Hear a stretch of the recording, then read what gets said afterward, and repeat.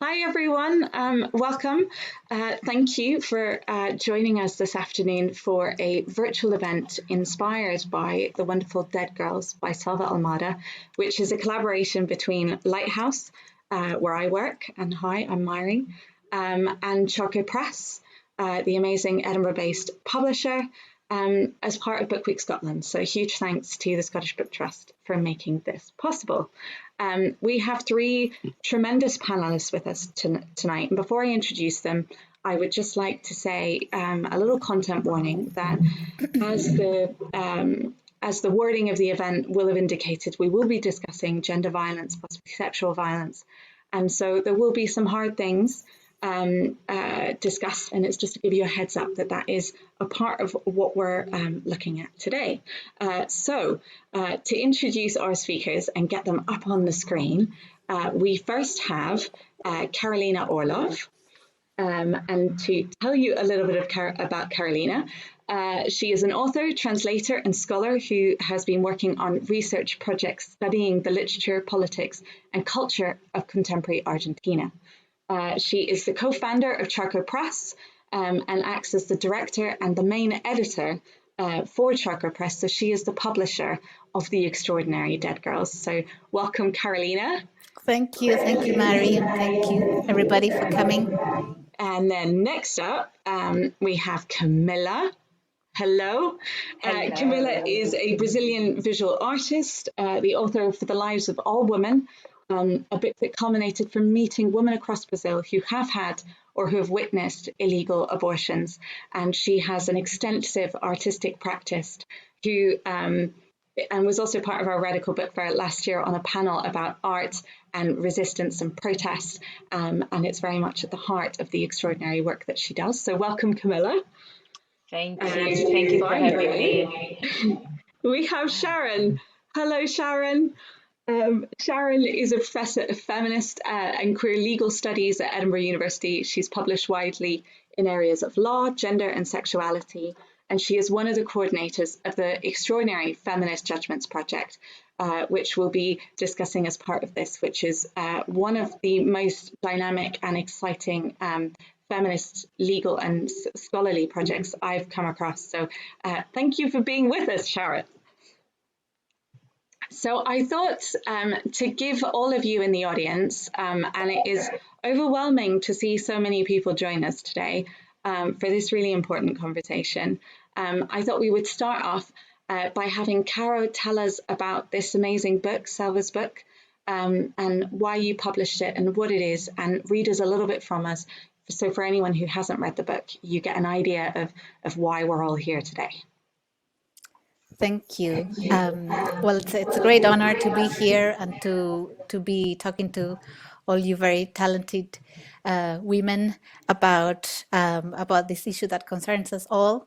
That's gender violence. And it's a great honor to be representing also the voice of Selva Almada, who's the author of Dead Girls, who I'm sure you've all seen by now, which I've got here, and who's also the author of The Wind That Lays Waste, that we published last year, and which won the Edinburgh Book Festival First Book Award. And ever since before Charco began as a project, I had my heart set on Selva and her work, all of it, the corpus. Well, we generally as publishers invest and get committed to the aesthetic project of an author in general. And after publishing her first novel last year, I couldn't wait to publish Dead Girls. And it's we weren't quite sure how to present it to the readers, because it's not, and I'd be very, very curious to see what you thought about it and what readers think in terms of its genre. How do you present it? Is it a journalistic book? Is it partly an autobiographic search, an autobiographical quest for truth, or is it fiction? And I remember talking to Selva about it, and she said, well, it's a hybrid, it's all of those things. And also as a publisher, when we were coming to producing the book, and this is partly what I'm here in the world, I think, to do as a publisher, publishing this kind of work, was very important to try and include as many readers as possible, in the sense that, well, this is very important. It should not, we're anyway struggling as publishers of translated fiction to invite readers to read us that are, intimidated by this thing called translated fiction, or by international literature as such, as I'm sure you know, Mari, as a bookseller.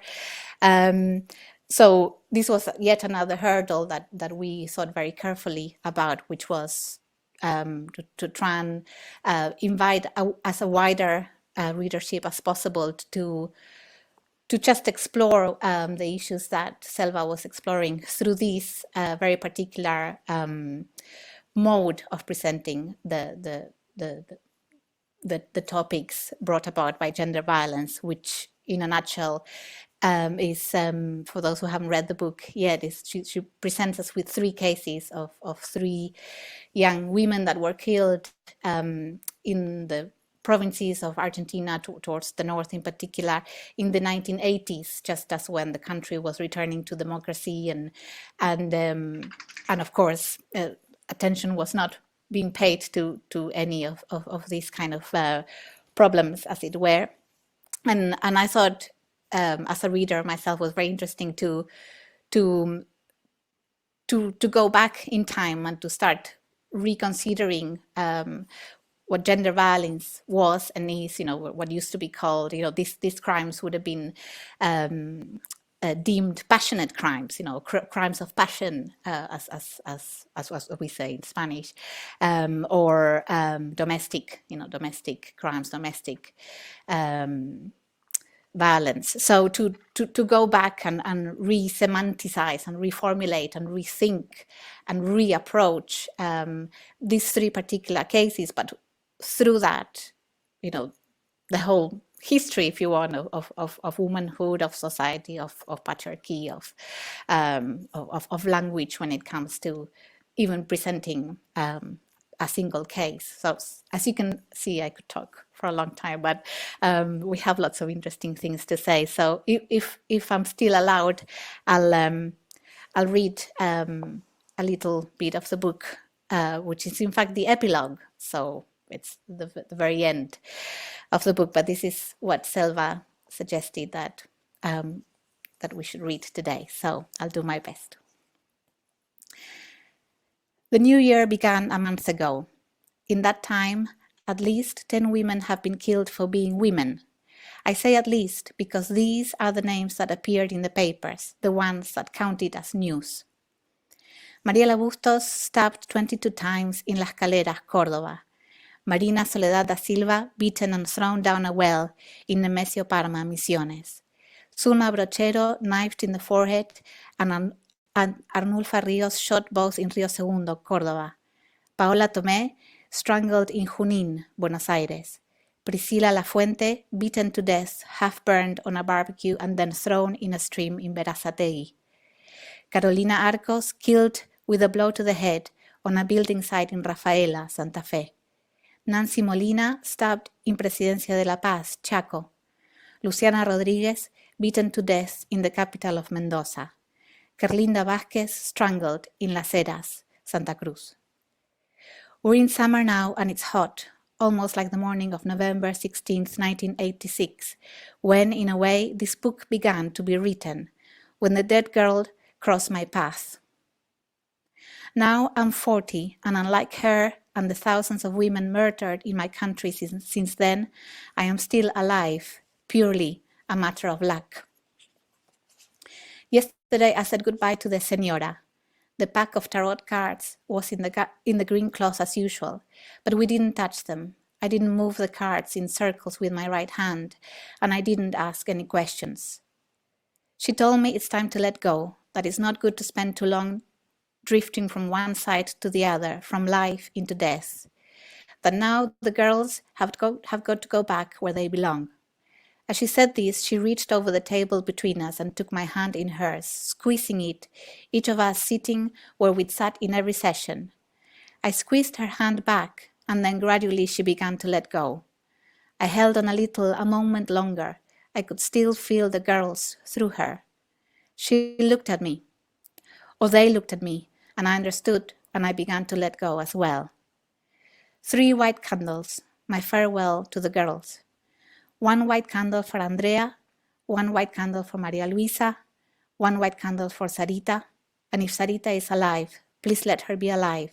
Then the candle is for that nameless girl who washed up on the banks of the Chalamoquita River over 20 years ago. The same wish for all of them, sleep well. I spent the summer before Andrea's murder in the countryside at my grandparents' place. It was the last summer I'd spent there with my Aunt Liliana, who was about to get married and move to the town, to her new house. In the siesta one day we went to see Teya, her neighbor and confidant, a woman with grown-up children. It was about 3 miles from my grandpa's farm to Teya's. That year, I had a growth spurt and was as tall as my aunt, who was a short woman. We walked along arm in arm, and slowly, though the sun was fierce. I knew my aunt wouldn't be the same after she got married, that this intimate bond we'd shared ever since I was little, that had become closer as I grew up, wouldn't be the same either. From then on, she would live with a man, her husband. We'd never again sleep in the same bed or be able to stay up until all hours chatting about nothing. That walk was special. I didn't say anything because I didn't want us to get sad, but I think she was feeling something similar. Then she told me a story I'd always heard in bits, the way children eavesdrop on conversations they shouldn't. I don't know if she told me by chance or because she also sensed the finality of that walk through the countryside and wanted to tell me something that was important to her. A few years back, she'd been walking by herself along that same dirt track. On the way to Teya's again at siesta time to listen to the radio under the trees, drink mate and gossip. Halfway there, a figure emerged from the crops that grew on each side of the little dirt track. Tatu, a cousin in his 40s who'd been ogling her for a long time. Tatu was single and had never been known to have a girlfriend or go to a dance. "What are you doing? You klutz, you scared me," my aunt said, then turned to carry on her way. But he didn't answer and grabbed hold of her arm so hard it seemed he might yank it from the socket. My aunt tried to struggle free and he seized her other arm. For a moment he was so close she could smell the wine and cigarettes on his breath, his eyes like 2 burning coals. He began to drag her with him. He wanted to get her into the cornfield. I thought once he had me in there, first he would rape me, then he would kill me, she said in a trembling voice. I'm sure he was going to kill me. Tatu was a strong man, but he was also drunk and heady with lust. My aunt was a slight girl. She could never explain how she found the strength to shake off those calloused hands clutching her arms. But she managed to wiggle free and even give him a shove that sent him staggering back into the dusty rubble in the ditch. She ran and ran until she thought she might burst like horses do. I've never been so afraid, I've never been so brave as I was then, she said. Her eyes were shining, but perhaps it was the sun, so strong the landscape shimmered in the distance. After that, her grandfather gave Tatu a beating, and he never went near my auntie again, or I hope any other girl. We carried on walking, pressed closer together now, our arms sticky from the heat.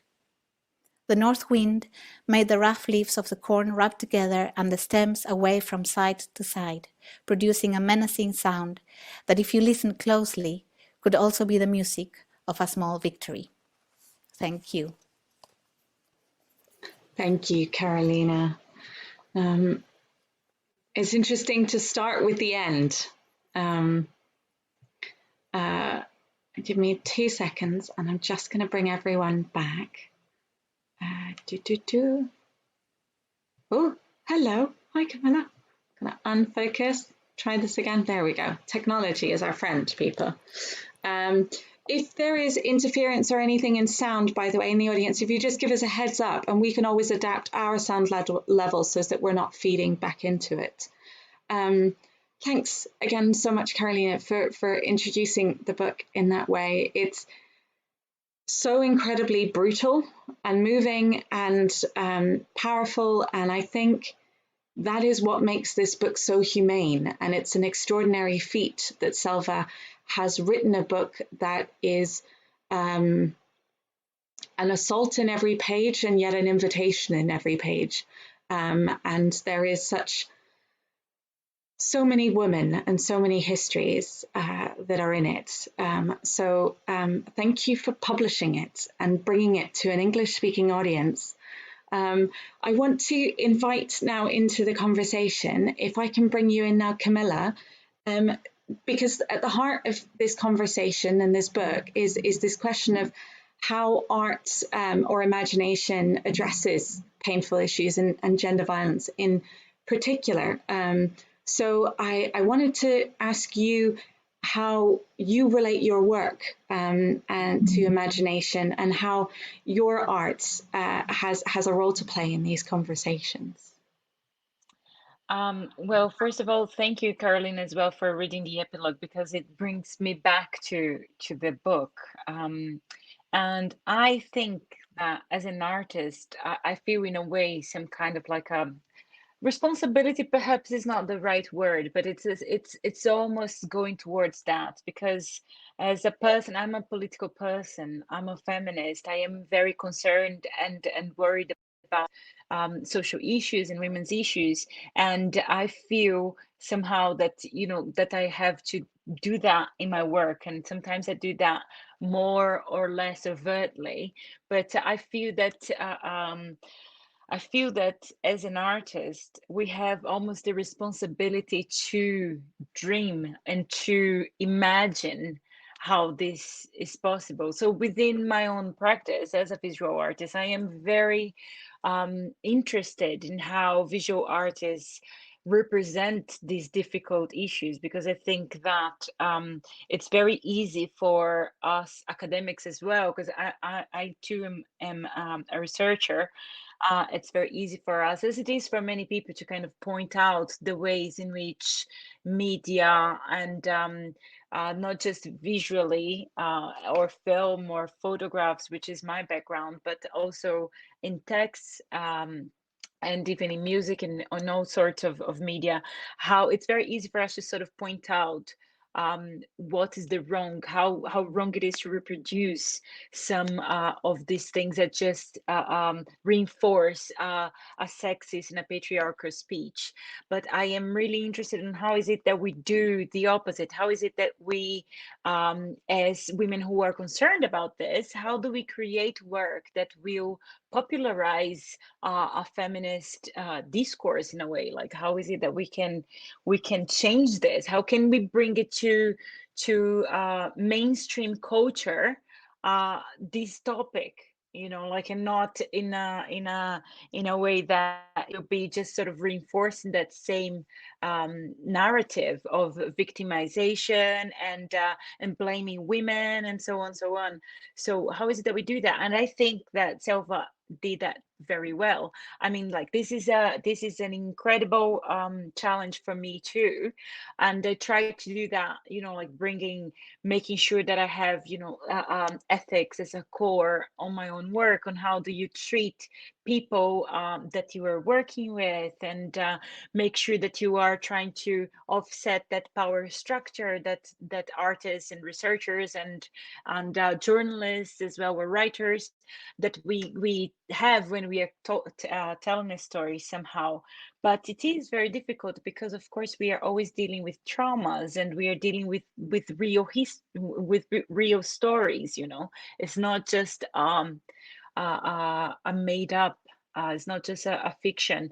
And I think that in Dead Girls, Selva did this really well, because of this sort of like, there is a thread in the whole book about violence against women. And as you said, it's so difficult for you to pinpoint what is it? What is this book? You know, like as Carolina was saying in the very beginning, it's very difficult for you to pinpoint what that is. And I think that is part of the reason why this book is so interesting, is because it could be any story. You know, this is stories of women in Argentina, but this could easily have been in Brazil, could easily have been even here in the UK. Like this morning when I woke up, the first thing that I read was the new report that came over about femicide in the UK, in which it was found in the last 10 years, one woman is killed every 3 days, and this data hasn't changed in 10 years,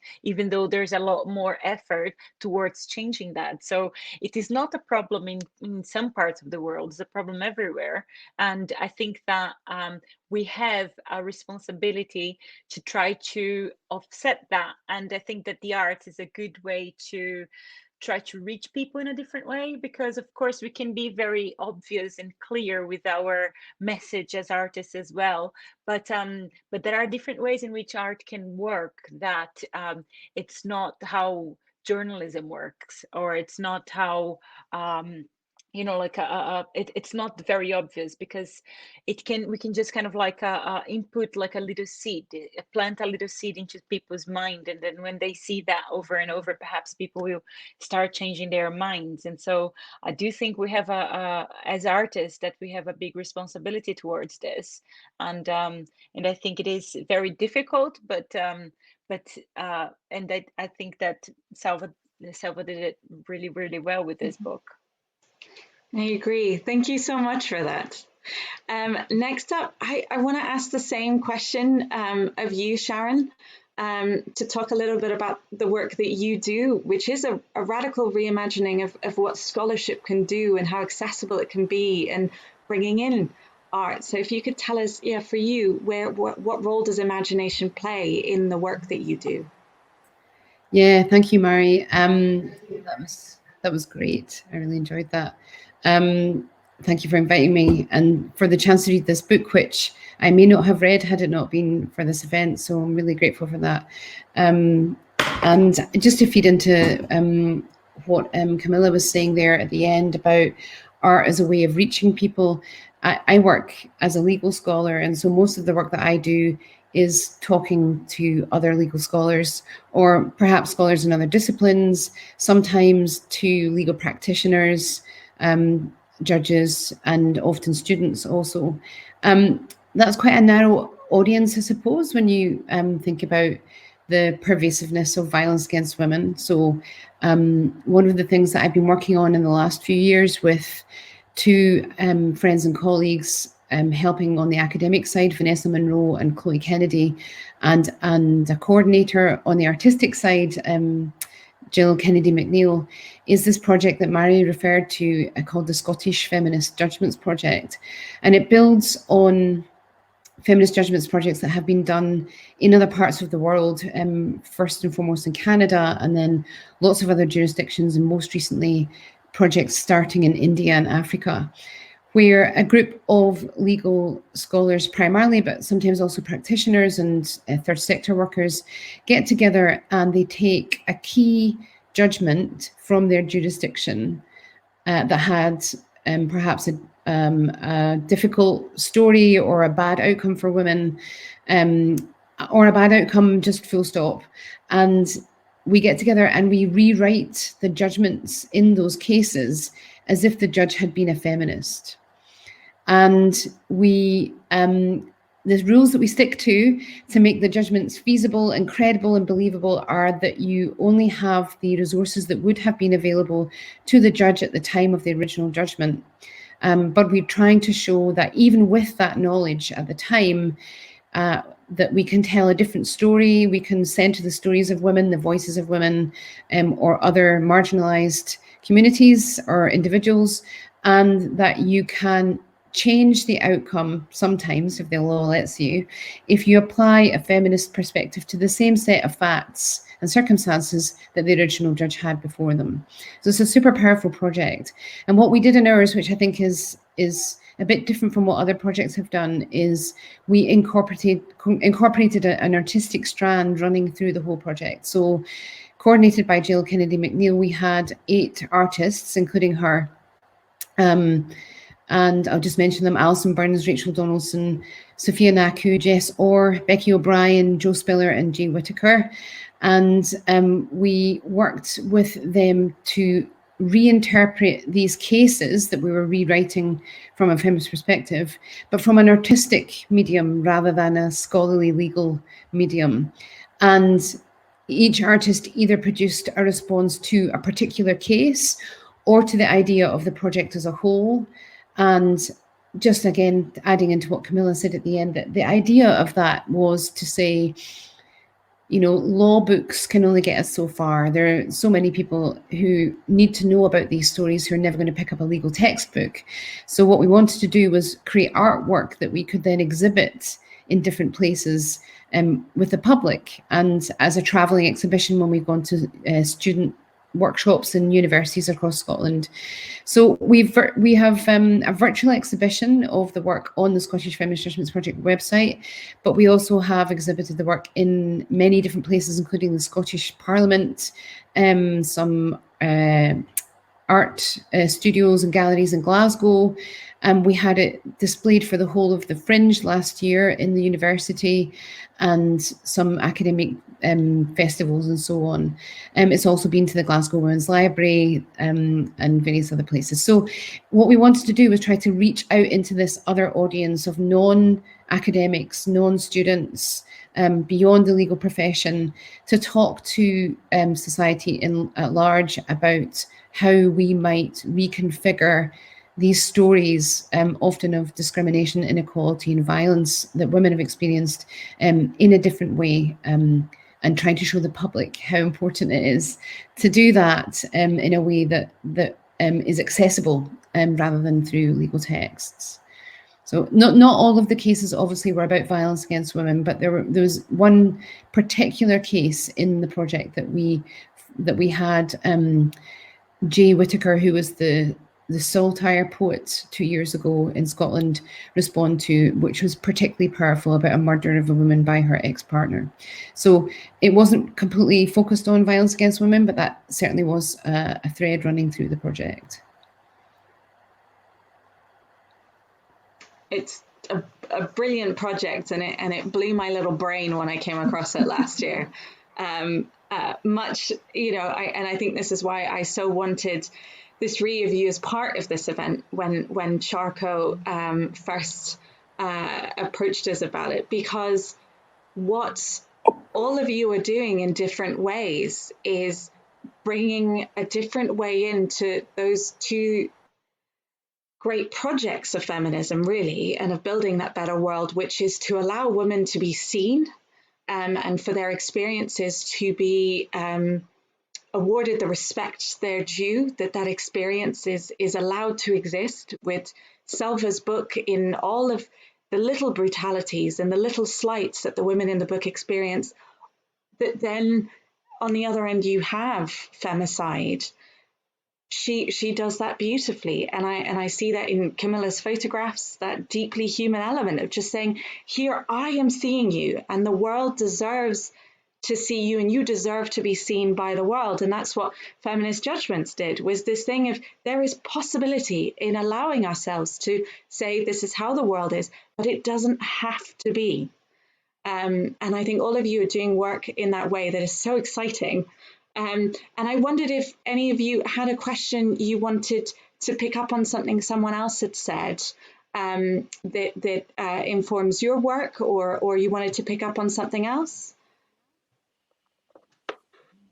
Any of you? I'm speaking. Can you hear me? Yes. I just want to, well, I have lots of questions, but maybe as a starting or a continuation point, I wanted to pick on Camila's brain again, what the center of this discussion or conversation is about, you know, how it's I try not to dwell on it too much, and I'm not an artist myself, I'm just a publisher, but this idea of you know, yes. This it can. I loved what you say, and it fills me with hope again. You know, this roller coaster of hope and then reality, mm-hmm. and then back to hope, and then back to reality with a bit more feist. But how do you? I guess my question would be: do you sometimes feel that it's not enough? That how could you make your photography be more out there, or how to make that impact stronger, wider, or I guess you understand my question. Yes, I do. That is a big issue, because I found with my work, well, as Mary was saying in the beginning, my most recent project is a project about abortion, and it's about illegal abortions in Brazil, and there is nudity in the process, in the images as well. So I wanted to bring this empathy to the pictures that I didn't see very much around, and I found it really difficult to exhibit as a general rule, not because I was putting obstacles on it, but because there were not that many people that were what's the word that I would like to say, kind of, or that would buy into the idea, because one of the things that I heard the most was like, this project is brilliant, it's great, but it's just not what we want right now. It's just not what we want to show right now. And so then I had to kind of like really try to find almost like a guerrilla style, like really trying to find my own path, and looking for places that were not necessarily that I was going to do it, prior to that. So basically, I went for, like Mary was saying, it was on book festivals, or it was in in different festivals that were more about volunteering, or that were more about community based, as opposed to thinking about big galleries or big photography establishment awards or things like that, because I was like, it's so many I had so many examples of this, of like being nominated for this and for that, and just never really getting there. And for a long time I thought it was my problem, but then I realized it's not my problem. It's because there is a structure that this is not the right time perhaps to show this. So I had to kind of like to try to find a different way. But I am very happy with what I created, and the feedback that I got, like whenever I did show the project, and I showed, for example, in Edinburgh at Hidden Door Festival, and it was incredible, like to have thousands of people getting back to me, and because the installation that I created there was interactive, and I was so overwhelmed by the response, which just to me just show that people are really thirsty for kind of like a feminist way of looking into these subjects, or not just a feminist, but like any way in which people can talk about this. So it is for me, it is a challenge, and it's something that I'm going to probably is a problem that I'll probably have throughout my career, because I think that I will keep on making work like this.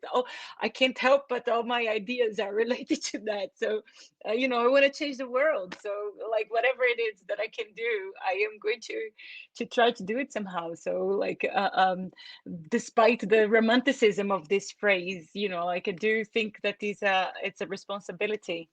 So yeah.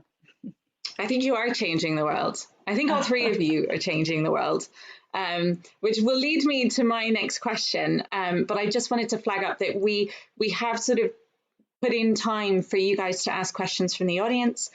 So if you have anything, you can use the little ask a question button at the bottom of the screen, and then we can fold that into things later. But I wanted to, so for me personally, the work that each of you does has sparked my imagination, both as a feminist activist and through the bookshop, to see people who are thinking about the world in ways of opening new doors and opening doors to women or to marginalized voices, whether in whatever way that might be. And I wonder if you have anyone, if each of you could speak about projects or artists that have sparked your imagination, or that would fall under that radical imagination window for you? Maybe if we start with Sharon, going to throw you in. Thanks, Mary.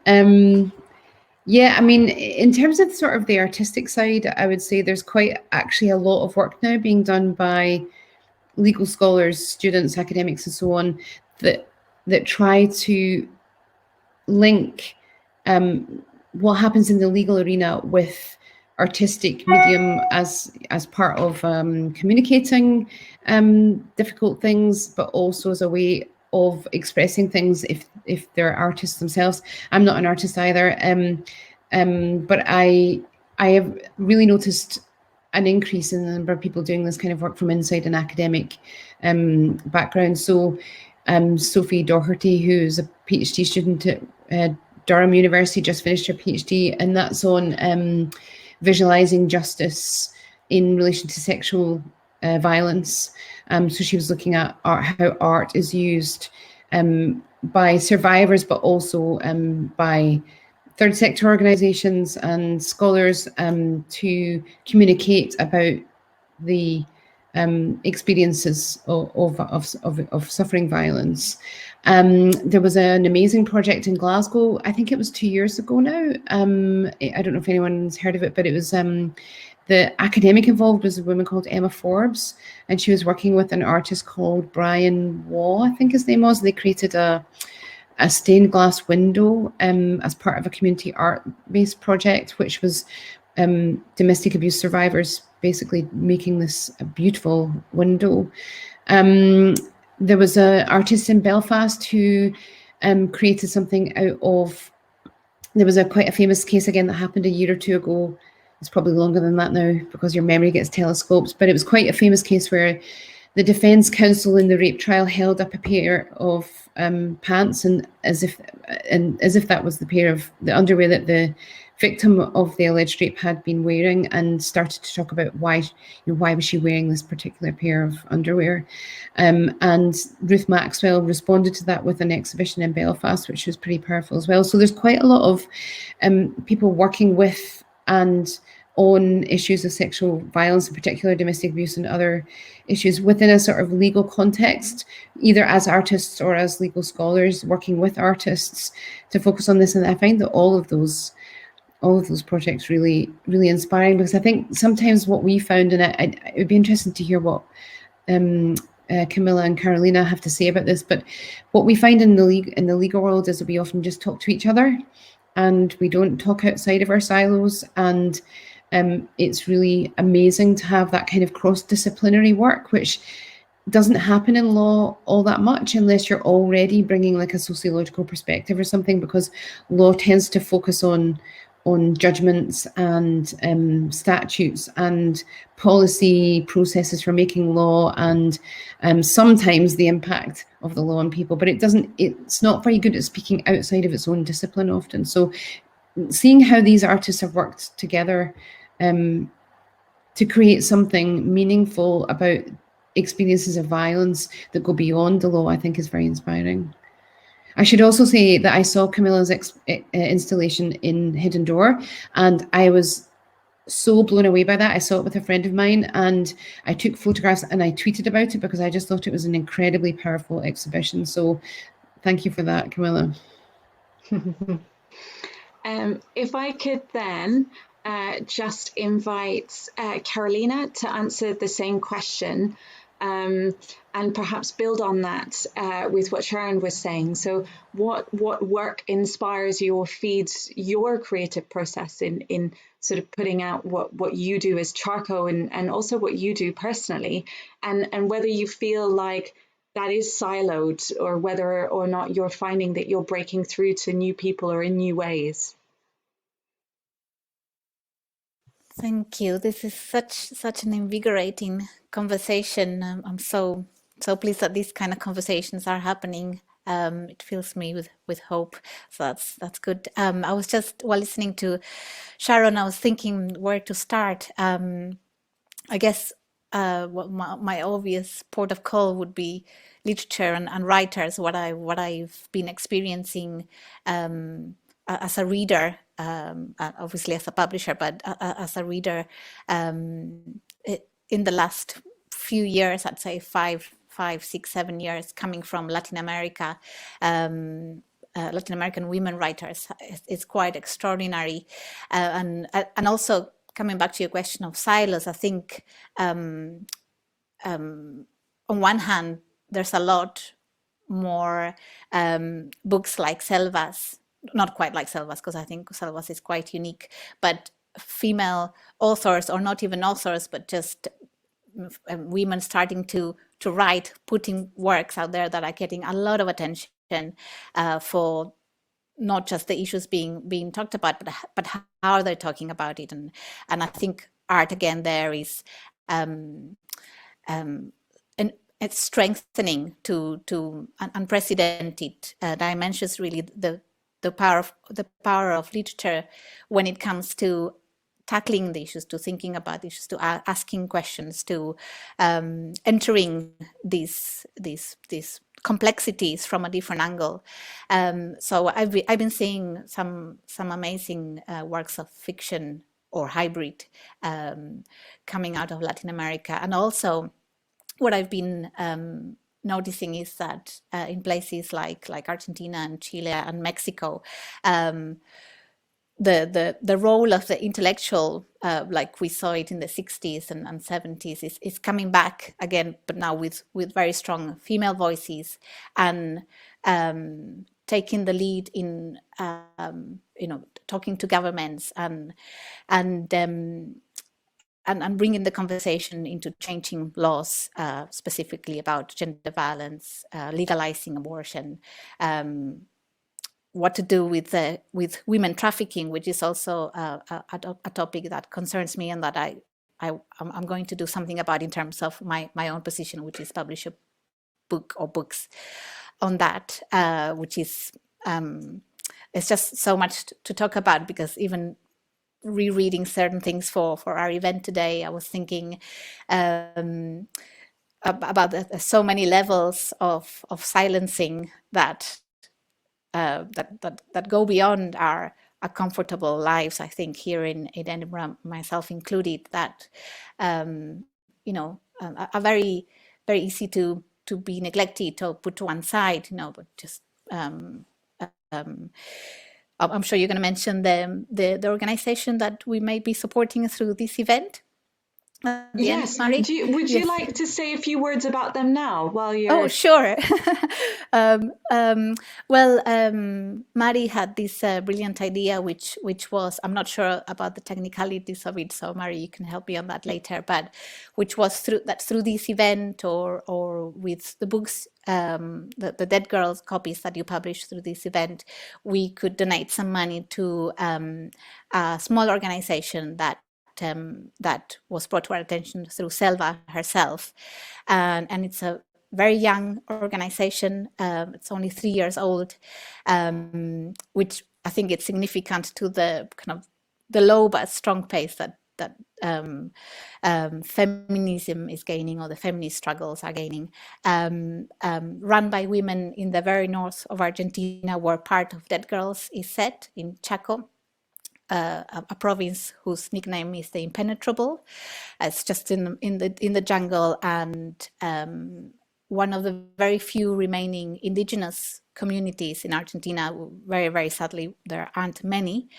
Is from there, and this organization is comprised by women from mostly very, very poor social, economic, social class, and it also includes women from the indigenous communities from that province, and they're just fighting to get their minimum rights respected as women, as workers, and as marginalized indigenous girls and women. That's who we can be supporting today. We have a couple of quid to donate. And rounding up my answer, sorry that it's taken so long. I think also I was pondering on this issue, the fact that we can be here discussing a book, and from that, talking about all these issues that concern us from a very different, not so different positions in our society, and then bringing an organization like the one I've just mentioned into the conversation, even just thinking about it, I think is extremely important and hopeful. Again, that's the word for the event, maybe. Yeah, very much so. If I could pivot to you, Camilla, to answer the same question around, I think I've accidentally turned off Carolina. There we go, we're back. To ask you the same question about, before we go on to audience questions. Can you hear me?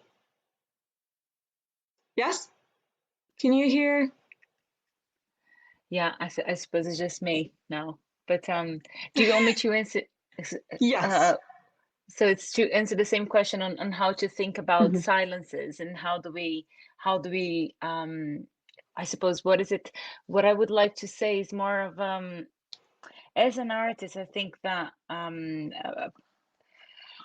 we have to, my work is very much centered around empathy and trying to understand what would I do if I was on the place of that person that I'm, or in the place of that subject that I want to talk about. And so I understand myself as a person that has loads of privilege because I can talk about these things. It doesn't hurt me to the same extent that it hurts other people that are directly affected by this. Of course, I'm affected by loads of other things, but I think that it is our responsibility once again. And I don't want to bring this word into bringing this word as a bad thing, as a student that has responsibility to do this or that, because I take that responsibility very proudly. So I'm not being, this is not something that was thrown on my shoulders and that I carry with a lot of effort. I carry it with pride. So it's a very different sort of aspect. But I think that bringing it very back to the basics, I think the whole point is about empathy.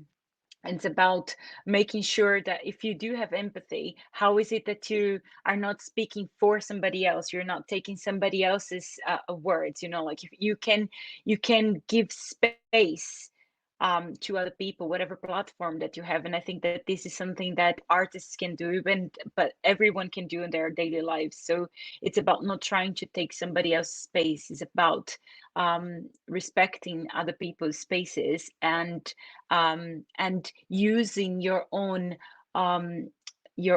privilege to speak out for whoever needs to be heard, to speak and to listen. So I think those two things come together. So I think this is in the very base of everything that I do and of the art that I believe in, really. And so it is it's about empathy, and it's about using my privilege to speak when in spaces in which other people won't be heard, and giving the space for these people to speak whenever I can. So I think that in a way that's how we sort of balance out the silences in one way or another. But of course, we can talk about policies, and we can talk about projects, and we can talk about the third sector, and we can talk about government and policing and a lot of other things, and how structural oppression has has the hand on all of this. But I think that we just bring it down to empathy for all of us, whether you are an artist or you are a publisher or you are a lawyer or it doesn't matter. I think that we have we all have power somehow, whether it is a small little power or a big one. We all have a role to play, and so if we believe that that we should we should live in a fair society, not more fair because this one is not fair. So if we believe in a fair society, we all have to do something, and it comes down to empathy and put yourself in other people's shoes, and let them speak whenever you can. So that's a very powerful and important sort of thing to bring attention to. So thank you very much. And of course, we acknowledge, there are absences here. In this conversation, we don't have the contribution of, our Black sisters. We don't have a trans woman in our conversation, and we are speaking to our experiences, and therefore there are silences even in these discussions. And I suppose it's always about that next conversation and opening that next door and holding ourselves accountable for the silences and the gaps in those conversations that we're a part of. And one of the most beautiful things about Selva's book is the way she gives voice and celebrates the lives and the complexities of the woman in the book without speaking for them. And it's such an extraordinary balance, an extraordinary thing in the book. And you come away feeling like you have been a part of honoring these lives that didn't get to be lived the time that they should have. So anyway, I'm going to get to some of the questions. So I will read them out, and then if anyone wants to immediately has a response, if you just put your hand up and be like, oh yeah, I'd like to answer that first. Otherwise, I will just pick a screen and throw you in the deep end. So the first question here from Noemi is, what are things people can do to bring awareness to this subject that are not in the academic or the art world? As a survivor of GBV, gender-based violence, I've struggled with being involved in this subject. Also, can you mention one or two of your biggest struggles from the projects that you have worked on? Thank you so much. So, who wants to dive in? No? All right. There we go. I'm throwing you in the deep end. There you go, Sharon. Thanks. I just wanted to say just very quickly that I think this is a great question, and I'm conscious that asking people who've experienced and survived violence, particularly gender-based violence, we're kind of asking them to, in speaking up, we're asking them to, in a sense, sort of sacrifice themselves, to put themselves in that position of having to retell a story that's traumatizing in order to be able to bring it to a wider set of ears. And so I just want to acknowledge that and say thank you to the people that do that. I think it's a very difficult thing to ask people to do, but without that retelling from the person's own perspective, we do end up speaking for people, and that, as we've already said, that's a difficult thing, a problematic thing to do. In terms of struggles, I struggle with everything that I do. I struggle, which I think is great. That's what it's all about. And I hope it makes some of the things that I do better for having struggled for it. In the Feminist Judgments project, the art side of things, we did have conversations about speaking for people that were in the cases and trying not to do that. The artists were very keen and conscious and very ethical about how they went about that. I work a lot with trans people on issues of equality and discrimination. I find that a huge struggle because they find it a huge struggle, and it's not the most supportive environment, legally speaking or politically speaking, at the moment for those voices to be heard. So I find that very challenging. But I find all of it incredibly also empowering, and I'm very lucky and privileged, as Camila was saying. I acknowledge my privilege in that I have the opportunity in the space to speak and be heard, and so I want to take those moments when I can.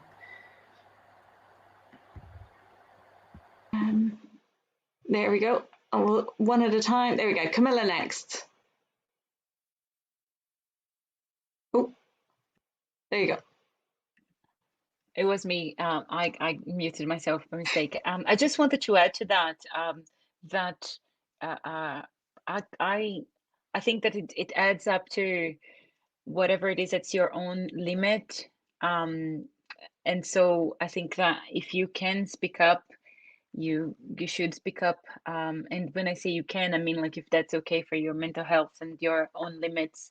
But I also don't think that you should, like in the sense that it depends on you to change the how gender violence is treated. It doesn't, like, and you have all the right not to want to do that or not have the energy to do that. And so I think it's very personal. And I also struggle with the stuff that I do. I find it very touching, and often I need a re-break from my own work sometimes. I need some weeks not looking into the pictures that I take, because I just can't stop crying sometimes. And sometimes it takes me a little while for all the stories that I hear to sink in, and for me to really process them. But it's, again, I come out of that much stronger, because then,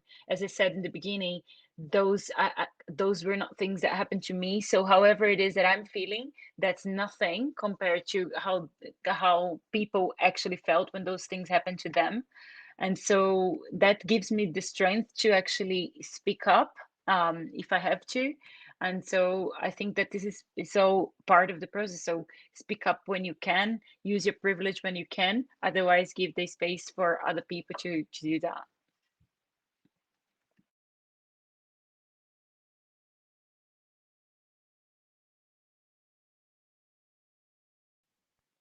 Sorry. Well, I don't have much more to add to those two brilliant comments. I think from a personal perspective, I would say or add that it's very important, again, if you can allow yourself to revisit your own, your own experiences, and at least it's been for me to, and I also take that to a societal level, to rethink and question what we've been told was okay, what we've been told was the way that things were done. I find myself surprised at my own revisiting of memories that had fallen into certain compartments, because as we all grow up with certain mandates and we feed them, and then it takes a lot of energy and courage also to go dismantling them and start again from your own perspective and understanding of the world, and imagining new ways where that reality can be different. And I think that's very valuable, and never think that your version is less valid than the one you've been told to believe in every sense. And as a publisher, but maybe as a person too, as a woman, although it sounds cliche, and I completely agree with what Camila was saying, even just reading the epilogue, it brought me to tears. But just trust your gut feelings. I was very concerned about the readers for this book, about the readers for Gabriela Cabezon's Cámara, The Adventures of Gina Aaron. But there was something stronger that I guess has to do with the responsibility that of the things we do, that, just it puts me out there. The need to do these things is more important, because there's always someone out there that's going to read something very meaningful into these books, into these stories, and that can have a very, very powerful effect. So trust the gut feelings of what we're doing as well, things that the important things we're doing. If I could then, I'll keep you on the screen then, because our next question is, could Cara talk about other contemporary Latin American women, especially women writers, who are addressing gender violence in their writing? Well, I guess as a political issue, a lot of the women writers I've been reading deal with gender violence in very, very different ways. Well, I don't want to sound self-promoting here, but since someone's asking, one of the authors we're going to publish next year, Claudia Piñeiro, also from Argentina, she deals with gender violence in very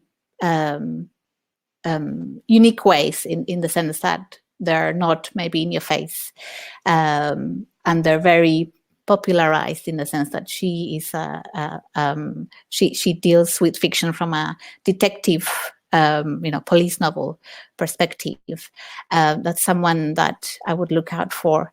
And the author I mentioned, Camila Cavalcante, also deals with gender violence, in my opinion, from a very revolutionary way in the demystifying historical canons that we consumed all our lives, and dismantling them and saying, retelling the history of a nation, of many nations, from the perspective of not just women, but indigenous communities and the marginalized. So there's an author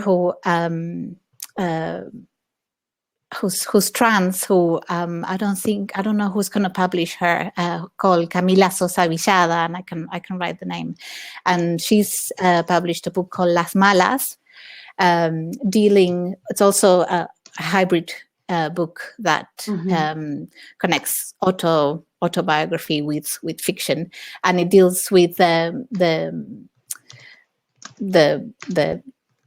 the challenges and the violence of a boy trying to be a woman in a very small town in Argentina as well, and becoming trans and having to prostitute herself. And it's a very powerful but also funny book. She's managed to bring humor into her experience as well. That's a book I would recommend. Totally. I'll shut up because I have my list is long, but I can certainly they can certainly write to me or be in touch, and I can provide them with names for sure.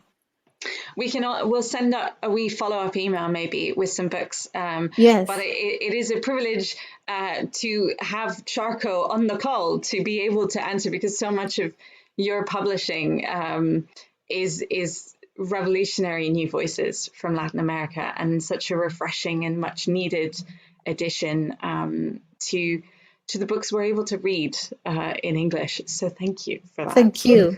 That means we are technically out of time, but if our panelists have a couple of extra minutes, we could stay on just for a little bit longer.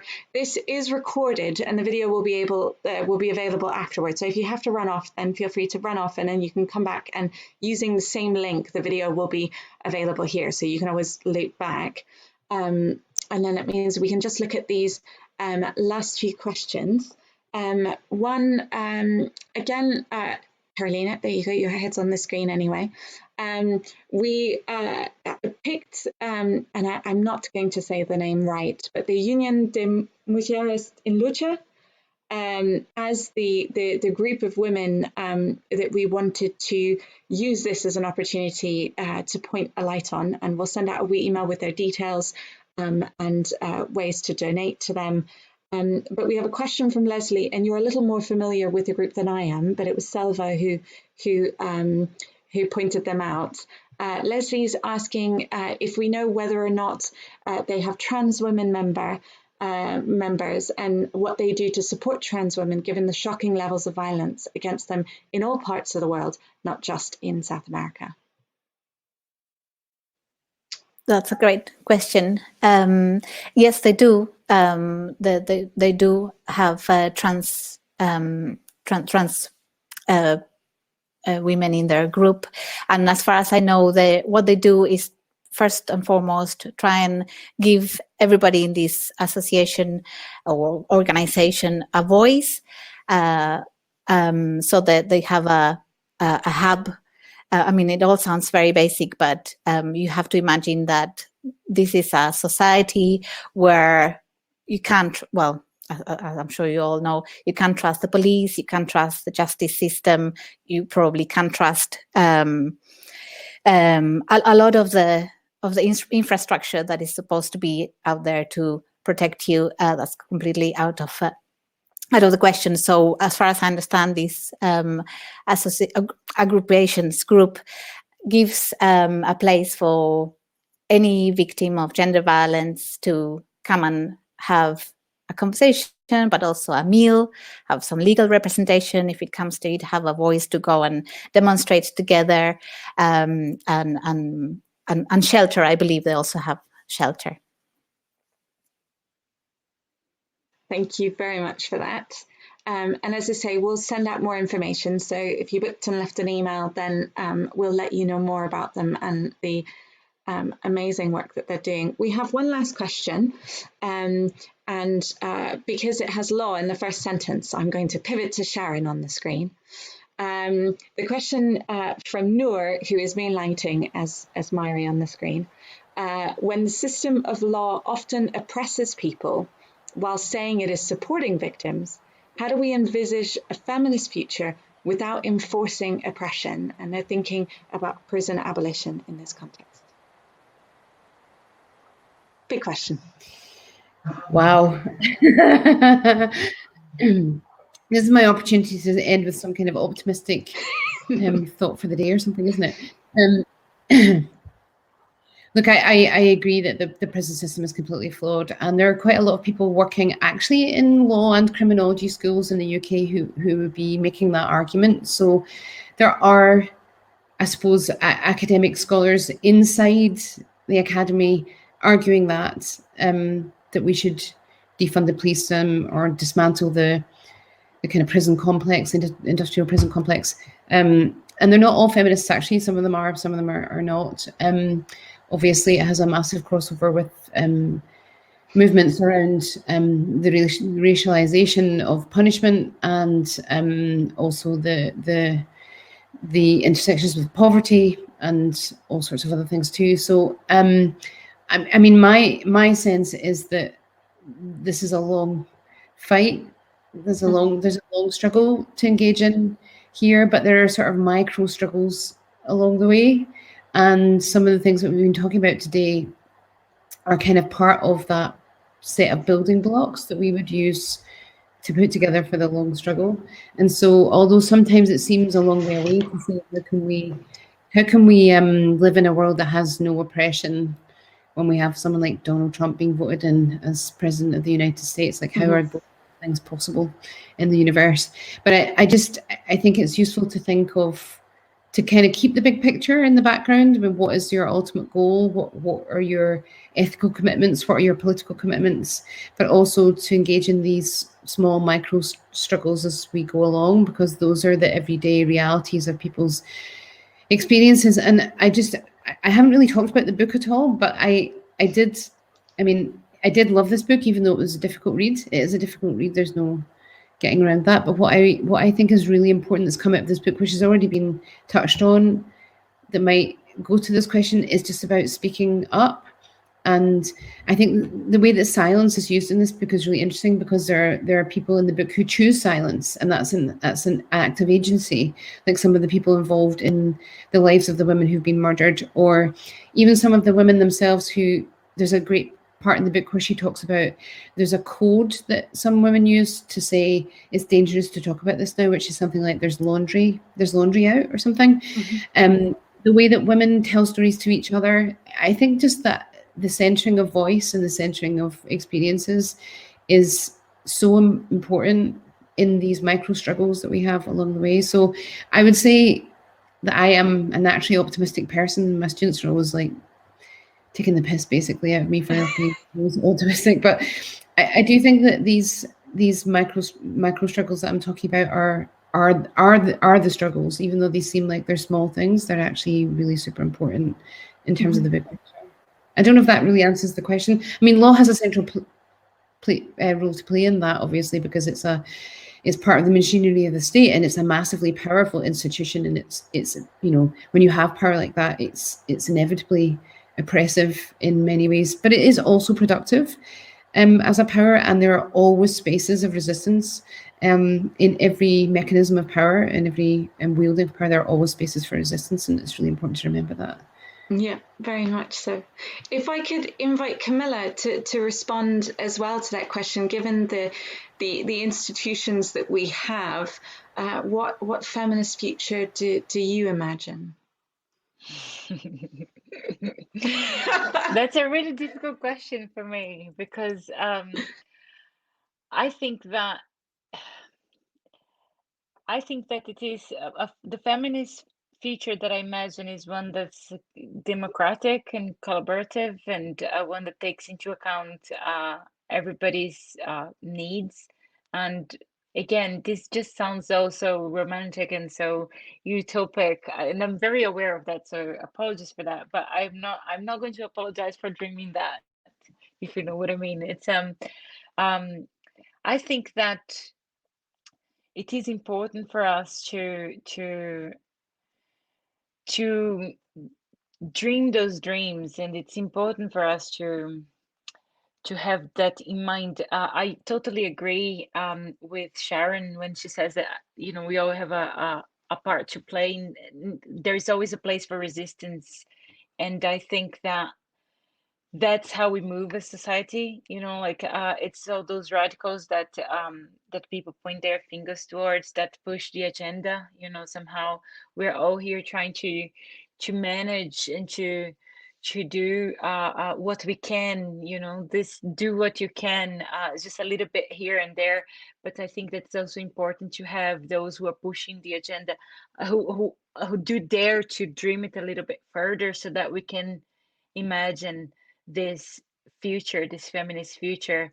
I would love a feminist future in which we don't have to even talk about equality anymore, because that's just a given, you know. That I would love that. And I think that it is, it's difficult to even talk about it right now, because it is just so out of our imagination. But that's why art is so important. Coming back to the beginning of the very first question, you know, like it is. I do want to imagine that world in which we don't have to talk about this anymore, because it's irrelevant. So I think that we do have to consider different power structures, and I think this is the center of imagining a future. We have to consider how oppression takes a toll on people, and how the intersection of this oppression takes affects people's lives in different ways. So I think it's important for us to take coming back to the silences and the voices, to make sure that we are all heard, you know, wherever you are, and that we are not putting ourselves in the UK, for example, as not forgetting, you know, our sisters in South America or in the rest of the world that are on different levels, struggling for the same things, but all in so many different levels of the same struggle. So I think it's important for us to think about those things, both globally but also locally, just to remember the specificities of each place, and how we can think about it as a global community from that. So yeah, I love that. Yes. The I don't know local if I and the answered the global. question, but Yeah. I'm just thinking. Yeah. I wonder, Carolina, if you would finish us off here. I realize we have one more question, but maybe I'll send it out. We answer in an email, because it's about building future things. But maybe if you could finish us off with your visions for a feminist future, or for the changing of our institutions, as Carolina and as a publisher. Well, as Carolina, I was thinking that my ideal of a future feminist, better world will be a world that's a humanist feminism, if that exists. I don't think we should lose perspective, and I don't think we do here in this conversation. That I don't know. I think feminism it has to be an unquestionable thing, like Camila was saying. It should go without saying that we are all feminists, because not just us as women, but I think everybody needs to join in the struggle so that we can all have a more caring world in which to live and bring our new generations in. But that feminism should extend, again, quoting Camila, into a world where we come back to the very basics, like you said, Camila, and just stop for a second and really think and question ourselves about how empathetic we're being with the person we have next to each other, whether it's our partner, our neighbor, the person, the homeless person in the street, the people we read about in the newspaper, in books like Dead Girls. We should be on a constant, as much as possible, checking of ourselves as humans, as feminists, as people, to just be as empathic and empathetic, and as caring as possible. And again, quoting ourselves in this conversation, to try and bring into focus the silences more than the sound of our voices and what we want to put across, which is also important, but allowing that silence of the other people or peoples to have its place as well, and to give importance. And I think as a publisher, that's what I think I'm trying to do, is to offer the readers these other voices that they don't have to read, but that I do believe they have to be there to be read if the choice is taken. The possibilities have to be there. And I say that as a publisher, but also as a person, the possibilities have to be there for everybody. So this is my contribution from the reader's perspective and from the publishing world to offer a wider variety of literature that we can enjoy, but also feed from and make us better people and more resistant as well. Quoting Sharon. Thank you so much. Thank you all for joining us today. Thank you for the work that you do and all that it inspires. And it's lovely to end on a hopeful note that is very much about the agency that we all have in building that better world, and the fact that we even have the capacity to make room to dream, however romantic that might be, is an incredibly powerful thing. That we all have that agency, and we should feed it with great books and with great art and connection and conversation. So thank you for being a part of that. I would like to just flag one more time. I've got a proof, so it doesn't have the beautiful cover of the final there we go. Dead Girls is, I feel, one of the most empathetic, one of the most extraordinary works of empathy in literature I've come across. And it is stunning and brilliant. And I would encourage you all to take this tiny but very powerful book home with you. And to join me from home in thanking our panelists today. Thank you very much. And have a very lovely evening. And it's going to be abrupt. I'm warning you now, but I'm going to press the end broadcast button and we will be no longer. But thank you guys. Thank you. And have a good evening. Thank you for everybody. Cheers. Thank you. Bye. Ciao.